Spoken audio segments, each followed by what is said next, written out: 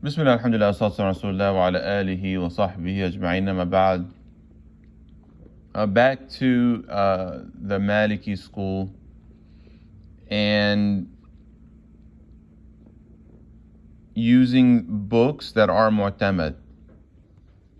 And not to say they're not important. We have to differentiate between something being mu'tamad and not, and being important or not.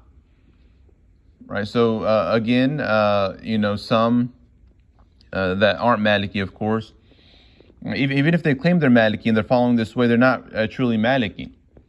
Where they claim to follow the Muwatta with the explanations of Ibn Abdil Barr, rahimahullah, Istithkar and Tamheed, things like that. That's not the school.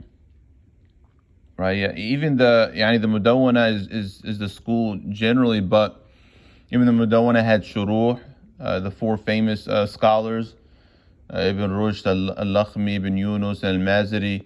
Eventually, Ibn Al-Hajib came later, had the Jam' al-Ummahat, and Imam Khalil explained that. But then Imam Khalil had his own Mukhtasar that became the school. But even that school, or that book, there's shuruh, different scholars that came after with the Hawashi and so on.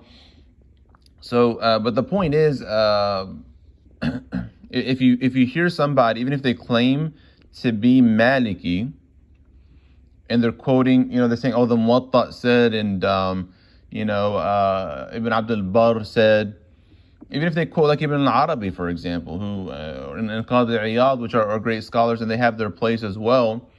But the school might not necessarily, because they're mujtahideen. Understand that these great scholars are mujtahideen in the Maliki school, but there's a methodology of deriving the mashhur, the relied upon opinion. So it's something to keep in mind, inshallah.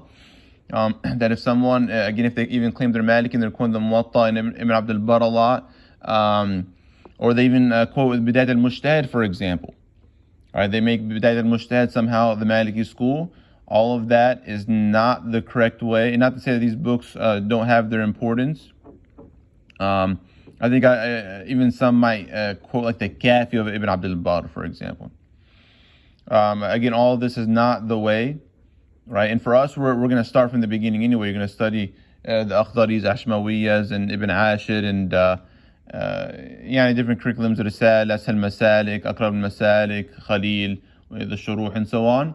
And eventually you're going to work your way back to the older books. But again, even the one that claims he or she is Maliki, and it's just, the Muwatta said, and Ibn Abdul Barr said in such and such a book, Istithkar, Tamheed. Right, these things should be ignored somewhat, as in we don't make that the mu'tamad.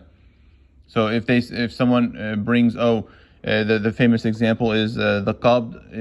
Imam Malik brought two narrations of qabd in the Muwatta, and Ibn Abdul Barr said this and that, and Ibn Abdul Barr actually said there's a riwayah from Imam Malik about qabd, and Ibn Abdul Barr actually he prayed qabd himself. And all these things about, qabd being stronger than sadid. The mashhur will always be sadid, right? It's a fadila of the prayer to pray, sadid al-yadayn, to put your right and left arm down. And doing right over left is makruh in the fard, and permissible in the sunnah prayers, right? That's the mu'tamad, right? So whatever they try to say, and it even seems like some Sunnis, and they'll pray qabd, which is not, the biggest deal, depending, but if they say that qabd should be the mu'tamad actually, right, that's actually should be the relied upon opinion, and said shouldn't be, right, then this is incorrect. It is incorrect with all respect, that no, the mu'tamad stays, will always be said to put the right and left down, and not doing right over left.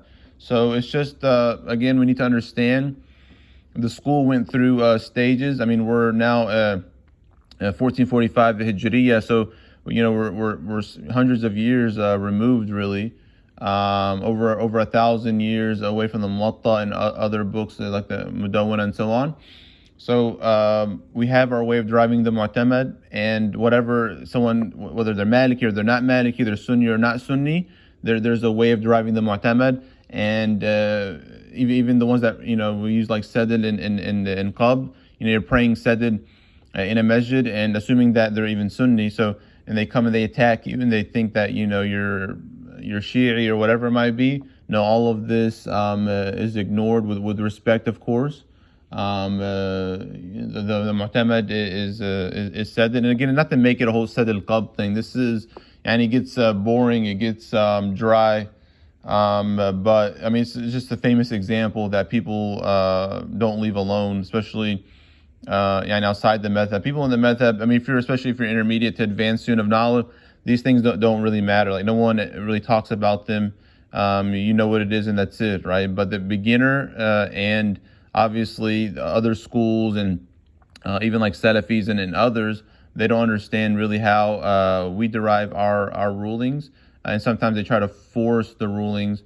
And one of the actually examples might be as well, like the dog being najis or not. We know that the Malikiyya say the dog is not najis. I mean, contrary to the majority, one of the mufradat, but someone will say, well, the Malikis can own a dog. The Malikis can own a dog and have him in the house. And no, the Malikis, just like the majority, the other three schools, cannot just own a dog for no reason, right? This is haram. And there's the exceptions like hunting dog and guard dog. But no, you just can't have like a dog and have him in the house, just especially like a small dog, and supposed to be like dogs or a man's best friend or whatever it is. No, so you can't join those matters. So yes, the dog is not najis, but that doesn't mean, or you can't do that analogy and say, okay, well, if the dog is not najis, that means the Malikis can own dogs, right? So that's definitely not correct, and we see people actually propagate these false ideas, right? And really, if you don't know the other schools, you can't speak with authority on other schools, right? You can speak generally. Okay, it's said that the majority did this, or that this is one of the singular opinions. But it's really, I mean, it's difficult to have authority in one school. If you want to push that on to other schools, it's really difficult, and many people don't understand this. And Allah subhanahu wa ta'ala knows best. Wa sallallahu Muhammad wa ala alihi wa sahbihi ajma'in.